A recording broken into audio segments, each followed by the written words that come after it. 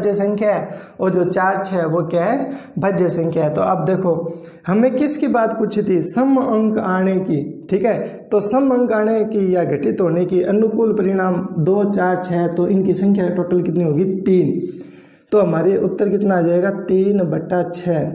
अब 3 में 3 का भाग 1 आ जाता है, 6 में 3 का भाग 2 आ जाता है, तो इसका उत्तर कितना हो जाएगा 1/2 हो जाएगा, ठीक है। तो इस तरीके से हमें इस क्वेश्चन को करना है। नेक्स्ट बात करते हैं हम, एक क्वेश्चन और लेके चलते हैं। देखो हमने एक पासे से संबंधित हमने सवाल कर लिए हैं। अब बात आती है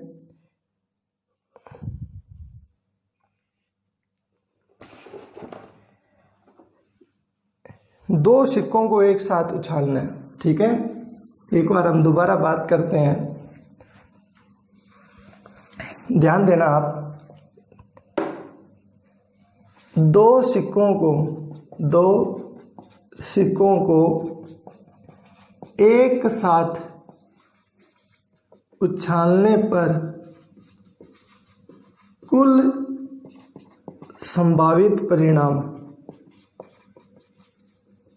तो मैं अभी बता के गया हूं आपको कि दोनों पर हेड हेड आ सकता है, एक पर हेड दूसरे पे टेल आ सकता है, पहले पे टेल दूसरे पे हेड आ सकता है, या फिर दोनों पे टेल टेल आ सकता है।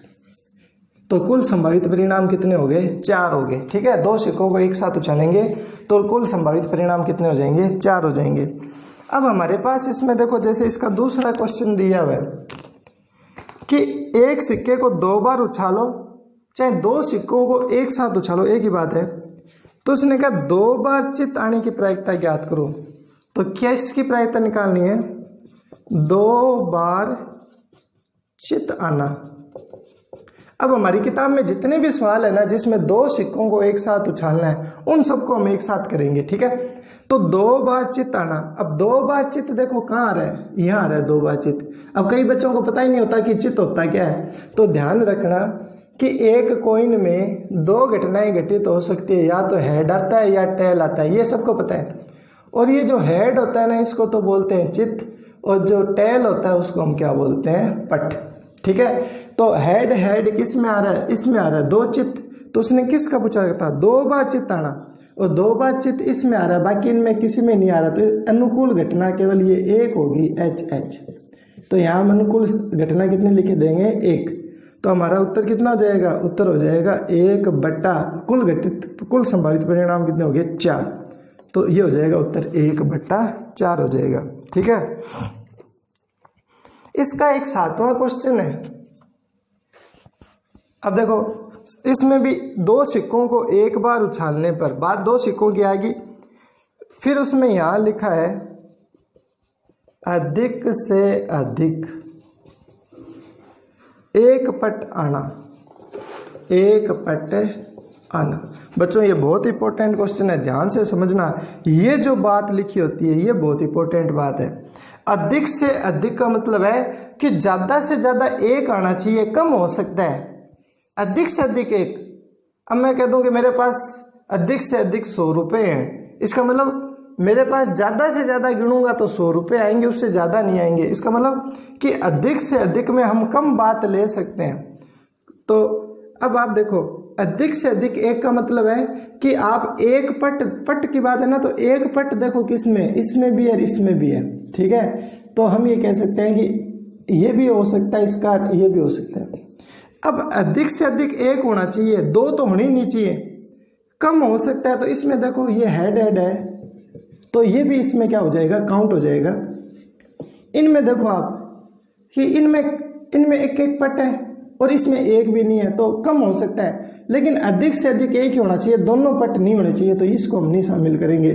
तो हमारे अनुकूल परिणाम कितने हो जाएंगे, 3 हो जाएंगे, और हमारा उत्तर कितना हो जाएगा 3/4 हो जाएगा। बाकी तो आपको मैंने इतना बता दिया, ये बाकी सेम टू सेम ही रहेगा सिस्टम पूरा। बस आपको क्या करना है, प्रश्न में अनुकूल परिणाम देखने हैं और कुल परिणाम देखने हैं, ठीक है ना। आपका आंसर आ जाएगा। अब देखो उदाहरण नंबर 1 10 दे रखा है, और यहां पर उसने क्या किया, चेंज कर दिया इस क्वेश्चन को। क्या लिखा, एक सिक्के को 2 बार उछाला जाता है, कम से कम एक चित की प्रायिकता ज्ञात करो। क्या पूछा? कम से कम एक चित। अब इसमें आपको क्या करना है, देखो बिल्कुल सिंपल सी बात है। चित का मतलब क्या हो गया? हेड। एक चित देखो किस किस में, एक चित इसमें, एक चित इसमें, तो ये 2 तो आ गई। कम से कम का मतलब क्या होता है कि आप इसका उल्टा ले सकते हो, मतलब अधिक ले सकते हो। तो वो कहता है कम से कम एक चित तो होना ही चाहिए।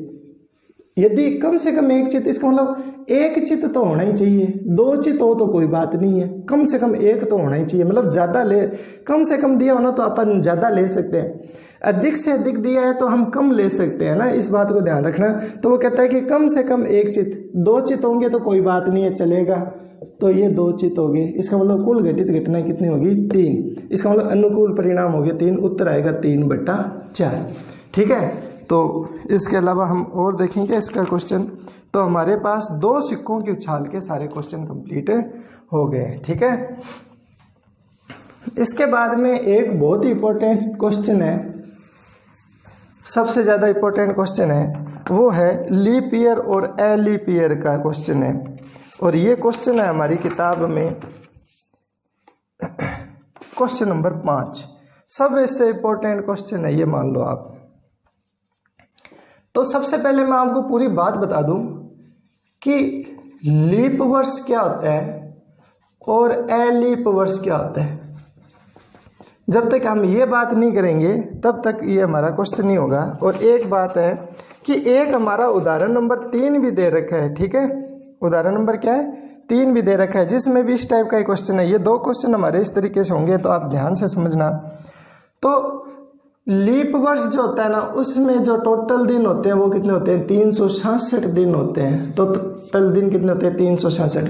हम नॉर्मल बात करते हैं तो जो दिन होते हैं वो कितने होते हैं? हम बोलते हैं ना कि एक वर्ष में 365 दिन होते हैं, 365 दिन होते हैं। लेकिन 3 साल बाद में जो चौथा साल आता है, उस साल में जो फरवरी होती है वो 28 के स्थान पर कितने की होती है? 29 की होती है। एक दिन बढ़ जाता है, वो एक दिन इसमें जुड़ जाएगा, तो टोटल दिन कितने हो जाएंगे? 366।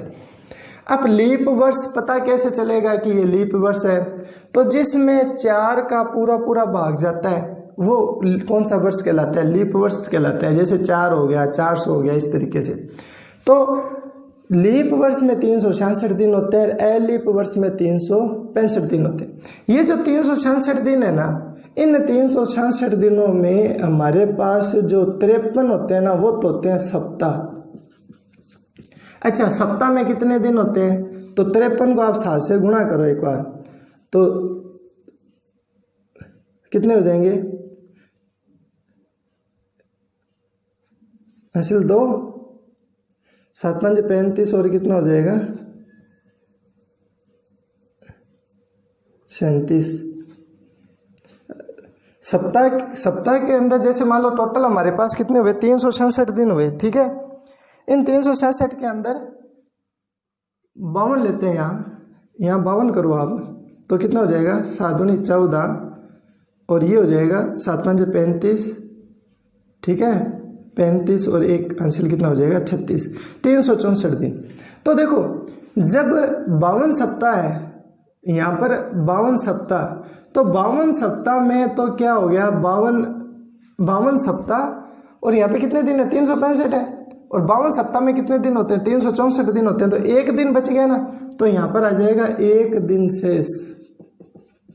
और जिस वर्ष लीप वर्ष है उसमें दिनों की संख्या होती है 366 दिन। उस समय यहाँ पर कितने दिन शेष बचते हैं? 2 दिन शेष बचते हैं। कितने दिन शेष बचेंगे?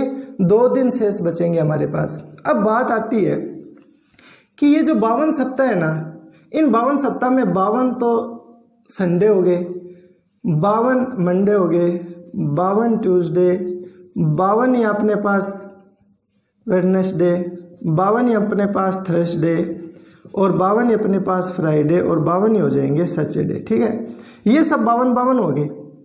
ये एक दिन बचता है ना, वो एक दिन क्या हो सकता है? वो एक दिन कुछ भी हो सकता है। वो एक दिन संडे हो सकता है, मंडे हो सकता है, ट्यूसडे, वेडनेसडे, थर्सडे, फ्राइडे और सैटरडे, इनमें से कोई सा भी वो दिन हो सकता है एक दिन के अंदर। ठीक है, तो ये जो 52 सप्ताह है ना, इनसे हमें कोई मतलब नहीं है। हमारे पास जो कुल संभावित परिणाम है ना, वो ये काउंट होंगे कि जो एक दिन बचता है वो क्या आएगा, लास्ट वाला दिन। और जब हमारे पास 2 दिन शेष बचते हैं तो वो 2 दिन देखो कौन कौन से हो सकते हैं। तो वो 2 दिन है ना, वो रवि और सोम हो सकते हैं, सोमवार और मंगलवार हो सकते हैं, मंगल और बुध हो सकते हैं, बुध और गुरु हो सकते हैं, गुरु और शुक्र हो सकते हैं, शुक्र और शनि हो सकते हैं, और शनि और रवि हो सकते हैं। तो हमारे पास हम जब ज्ञात करते हैं ना कि कुल संभावित परिणाम कितने हैं, तो जब हमारे पास एलीप वर्ष की बात आई ना, तो आप ध्यान देना कि कुल संभावित परिणाम ये होंगे, कितने हैं ये, 1 2 3 4 5 6 7 7 है। और जिस समय लीप वर्ष होता है तो कुल परिणाम कितने होते हैं, तो ये 1 2 3 4 5 6 7। तो ध्यान रखना, लीप वर्ष आए चाहे एलीप वर्ष आए, दोनों में जो कुल संभावित परिणाम है वो कितने होंगे, 7 ही होंगे। ध्यान रखना, कितने संभावित परिणाम होंगे, 7 होंगे। अब हम देखते हैं कि हमें किसके लिए पूछा है। अब जैसे मान लो आपके पास बात आई कि 53 सोमवार ज्ञात करने की प्रायिकता ज्ञात करो, कितने, 53। अब बात आती है कि 53 सोमवार किस में पूछा उसने, एलीप वर्ष में पूछा है कि लीप में। तो हम पहले बात करते हैं एलीप की। अब आप बात बताओ मुझे कि ये तो थे हमारे कुल संभावित परिणाम थे 7, ठीक है। एलीप वर्ष में टोटल सोमवार कितने हैं, देखो एलीप वर्ष में 52 सोमवार तो यहाँ आगे पूछा किसका है, 53 सोमवार का। इसका मतलब ये 53 कब हो सकते हैं, जब ये वाला हमारे पास आ जाए। तो 52 और ये कितना हो गया, 53 हो गया। तो कुल संभावित परिणाम तो थे 7 और अनुकूल परिणाम कितना हो जाएगा, 1। तो हमारे पास उत्तर कितना हो जाएगा, 1/7, ठीक है। अब जैसे मान लो यहाँ पर वो कहते हैं कि 52 सोमवार ही निकालो एलीप वर्ष में, तो देखो 52 सोमवार तो ये हो ही गए 52। इसका मतलब अब सोमवार नहीं आना चाहिए, सोमवार नहीं आना चाहिए का मतलब संडे हो सकता है, Tuesday, Wednesday, Thursday, Friday, Saturday, इनमें से कोई सही हो जाए, लेकिन मंडे नहीं आना चाहिए, क्योंकि अपने को किसकी पूछी है उसने, 52 सोमवार आने की पूछी है। इसका मतलब इसमें अब कुल घटित घटनाएं, कुल संभावित परिणाम कितने हो जाएंगे, 1 2 3 4 5 6। तो हमारा उत्तर कितना हो जाएगा, 6/7 हो जाएगा। ये तो बात ही एलीप वर्ष की। और एलीप वर्ष को यदि हटा दें और यहाँ पे लीप की बात करें, और फिर हम पहली बात करते हैं 53 सोमवार की। तो अब हम इसमें आगे देखो 52 सोमवार तो 52 ये हो ही गए, ठीक है। अब एलीप वर्ष में 53 सोमवार आने की प्रायिकता ज्ञात करो। 53 का मतलब है कि या तो ये सोमवार वाला ये दिन बचे 2, और या फिर रवि सोम ये वाला दिन बचे। तो अनुकूल स्थितियां कितनी होगी, ये 2 नहीं होगी क्या, रवि सोम सोम मंगल, ये 2 अनुकूल स्थितियां हो जाएगी। तो उत्तर कितना हो जाएगा, 2/7। और यदि इसमें 52 पूछे कि 52 सोमवार आने की ज्ञात करो, तो 52 सप्ताह में 52 सोमवार तो आगे। अब सोमवार आना नहीं चाहिए और सोमवार इन 2 में आ रहा है, बाकी किसी में नहीं आ रहा, तो ये अनुकूल स्थितियां हो जाएगी। कितनी है, 5। तो उत्तर कितना हो जाएगा, 5/7 हो जाएगा। तो अब हमने ये इतनी बात मैंने आपको समझा दी है। अब मैं आपको ये क्वेश्चन अच्छी तरीके से करके बताता हूँ कि हमें बोर्ड जो है उसकी दृष्टि से इसको हमें कॉपी में किस प्रकार से लिखना है। ये मैंने आपको समझाने के लिए एक बार ये इतनी बात लिखी थी। तो हमारे पास जो एक क्वेश्चन है, हमारे पास 5 नंबर क्वेश्चन है। एक एलीप वर्ष में, तो हम सबसे पहले लिखेंगे एक एलीप वर्ष में 365 दिन होते हैं, ठीक है। कितने दिन होते हैं, 365 दिन होते हैं। इन 365 दिन में जिनमें 52 सप्ताह व 1 दिन शेष बचता है। 52 सप्ताह और क्या बचता है, 1 दिन शेष बचता है या होता है। अब बात इस 1 दिन की है, तो हम कहेंगे कि कुल संभावित परिणाम, तो कुल संभावित परिणाम कितने हो जाएंगे, कुल संभावित परिणाम हो जाएंगे 7। कौन कौन से 7 परिणाम होंगे, तो हम यहाँ पर लिख सकते हैं रविवार, सोमवार, मंगल, बुध, गुरु, शुक्र और शनि। ये हमारे हो गए कुल संभावित परिणाम। उसके बाद में हमें किसका पूछा है, हमें ये पूछा 52 रविवार आने की प्रायिकता ज्ञात करो। तो हम यहाँ लिखेंगे 52 रविवार आने की या आने के अनुकूल परिणाम की संख्या, अनुकूल परिणाम की संख्या। अब एक बात बताओ आप मुझे कि 52 सप्ताह में 52 रविवार तो आगे ना, और उसने पूछा किसका था, 52 रविवार का ही पूछा, तो 52 आगे, अब रविवार नहीं आना चाहिए। तो ये जो 7 कंडीशन है इनमें रविवार किस में आ रहा है, केवल एक इसमें आ रहा है, तो अनुकूल ये आना नहीं चाहिए क्योंकि हमें 52 ही पूछा है। इसका मतलब अनुकूल स्थिति है ये 5 हो जाएगी। तो अनुकूल स्थिति कितनी हो जाएगी 5। तो हम इसको लिख देंगे कि अनुकूल स्थितियाँ हैं सोम, मंगल, बुध, गुरु, शुक्र और ये हो जाएगा शनि। तो अनुकूल परिणाम हो गए 5 और कुल परिणाम कितने हो गए 7। उत्तर हो जाएगा 5/7। इस तरीके से हमें इस क्वेश्चन को करना है। अब यहाँ पर 52 रविवार की जगह मान लो यहाँ पे 53 रविवार हो जाए। तो देखो मान लो क्वेश्चन आ गया कि 53 रविवार आने की प्रायिकता ज्ञात करो, तो 53 रविवार आने के अनुकूल परिणाम। तो यहाँ देखो आप 52 सप्ताह में 52 रविवार तो आगे, अब 53 चाहिए, मतलब इनमें से रविवार आना ही चाहिए। और इनमें से रविवार आने की अनुकूल स्थिति केवल कितनी है, इनमें से आने की अनुकूल स्थिति केवल एक ही है, वो कौन सी है, रवि। तो उत्तर हमारा कितना हो जाएगा 1/7 उत्तर हो जाएगा। समझ आ रहा है ना, ठीक है। इसको एक बार आप दोबारा देख लेना। इसी तरीके से एक उदाहरण और है हमारे पास, और यहाँ पर एक दिया हुआ है, उदाहरण नंबर है वो 3। एक लीप वर्ष दिया हुआ है और लीप वर्ष में दिन कितने होते हैं, 366 दिन होते हैं, जिनमें से 52 सप्ताह दिन कितने बचते हैं, 2 दिन शेष बचते हैं। कितने दिन शेष बचेंगे, 2 दिन शेष बचेंगे। अब वो कहता है कि इसमें 53 सोमवार आने की प्रायिकता ज्ञात करो। अब ये जो 2 दिन शेष बचे हैं वो हमारे हो जाएंगे कुल संभावित परिणाम।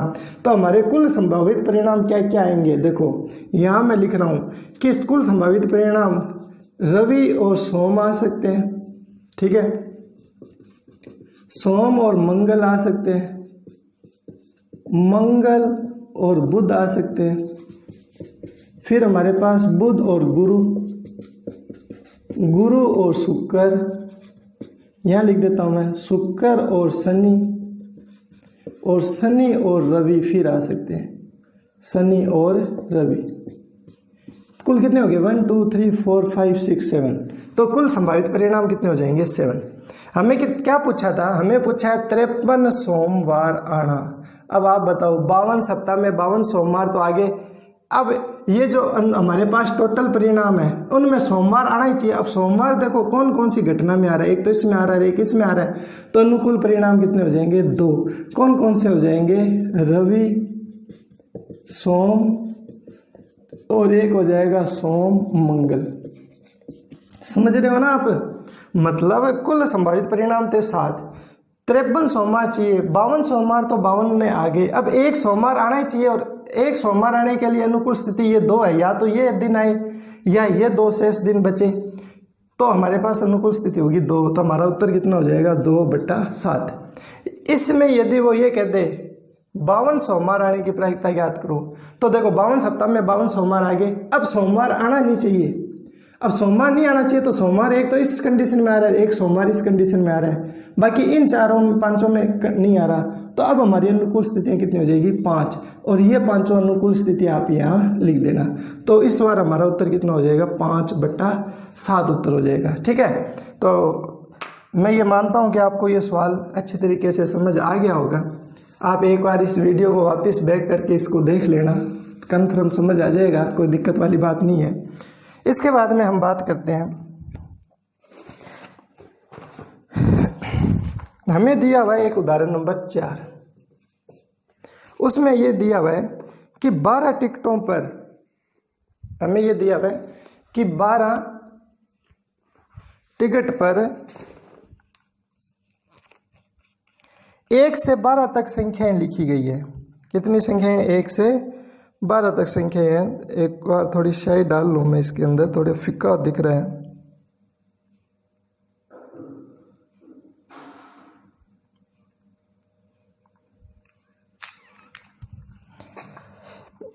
इसमें दिया हुआ है कि 12 टिकटों पर 1 से 12 तक संख्याएं लिखी गई है। मान लो ये 12 टिकट है, उस पर 1 है, 2 है, 3 है, 4 है, 6 है, 7 है, 8 है, 9 है, 10 है, 11 और 12।